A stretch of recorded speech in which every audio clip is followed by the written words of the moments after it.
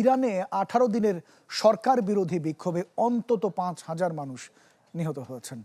বার্তা সংস্থা রয়টার্সকে এমনটি জানিয়েছেন দেশটির এক আঞ্চলিক সরকারি কর্মকর্তা। জানিয়েছেন এর মধ্যে 500 নিরাপত্তা বাহিনীর সদস্য। এদিকে খামেনি বিরোধী কণ্ঠস্বর তীব্র হচ্ছে ইউরোপেও। মার্কিন হামলার শঙ্কা, বিক্ষোভকারীদের ওপর সরকারি বাহিনীর দমনপীড়ন ও নির্বাসিত যুবরাজ রেজা পাহলভির দেশে প্রত্যাবর্তনের সম্ভাবনা, সব মিলিয়ে এক জটিল রাজনৈতিক সমীকরণের মুখোমুখি তেহরান। এর মাঝেই সাম্প্রতিক সরকার বিরোধী সহিংসতায় নতুন করে নিহতের সংখ্যা প্রকাশ করেছেন ইরানের এক আঞ্চলিক সরকারি কর্মকর্তা। তিনি জানান, আন্দোলন করতে গিয়ে নিহত হয়েছেন অন্তত 5,000 মানুষ।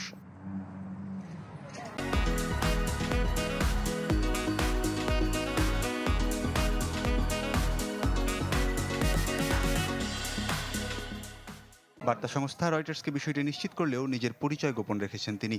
এসব মৃত্যুর পেছনে সন্ত্রাসী কর্মকাণ্ডে জড়িত সশস্ত্র দাঙ্গাবাজদের দায়ী করেছেন ওই কর্মকর্তা। তিনি জানান, আন্দোলনকে সহিংস রূপ দিতে সক্রিয়ভাবে কাজ করেছে উত্তর পশ্চিমাঞ্চলের কুর্দি বিচ্ছিন্নতাবাদীরা, আর তাদেরকে অস্ত্র দিয়ে সহায়তা করেছে ইসরায়েল সহ কিছু বিদেশি সশস্ত্র সংগঠন।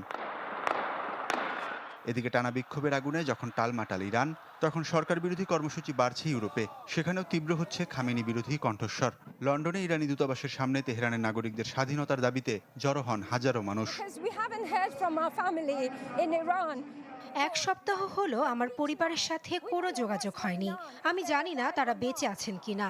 আমরা ইরানে নির্যাতিতদের পাশে আছি, তাদের পক্ষে আমাদের প্রতিবাদ চালিয়ে যাব।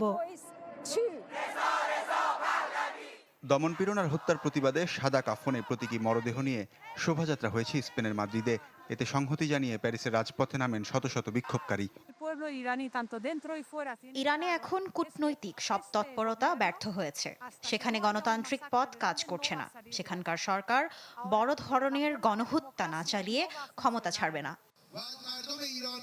এদিকে ইরানের নির্বাসিত যুবরাজ রেজা পাহলভির প্রত্যাবর্তনের দাবিতে জার্মানির ফ্রাঙ্কফুর্টে বিক্ষোভ করেন বহু মানুষ। এর মধ্যে অনেকেই পাহলভিকে ইরানের রাজা সম্বোধন করে দেন স্লোগানও। ওয়ালিউল্লাহ ফারুক, চ্যানেল 24।